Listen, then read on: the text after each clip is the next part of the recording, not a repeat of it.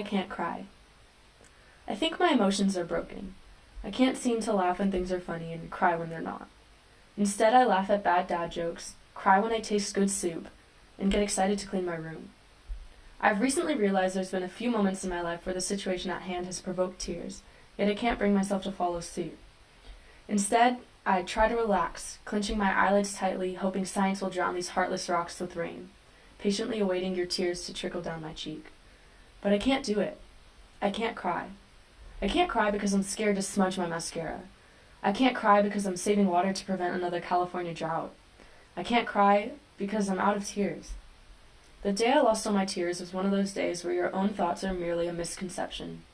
One of those days where your mind tells your heart to feel something, but instead it kicks up its feet on your chest, leans back, and yawns. I remember waking up, or at least I think I do, to a knock on the door.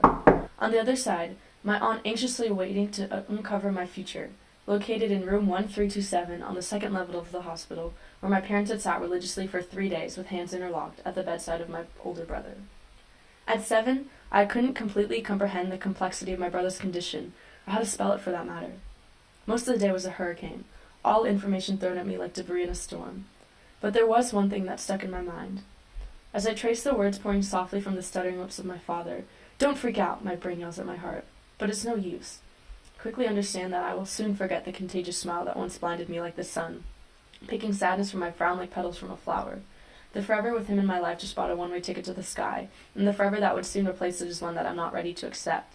The tsunami of tears from which my eyes constructed banished the next few years of my life to the darkest depths of the ocean, alone to find shelter in a place undiscoverable by human touch, alone to complete the maze without its map. Grief.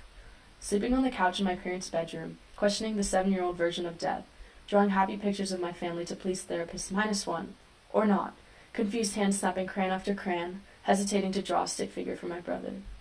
I didn't comprehend it back then. In fact, I didn't comprehend it until I started writing this, that the grieving process teaches tolerance. Tolerance to pain.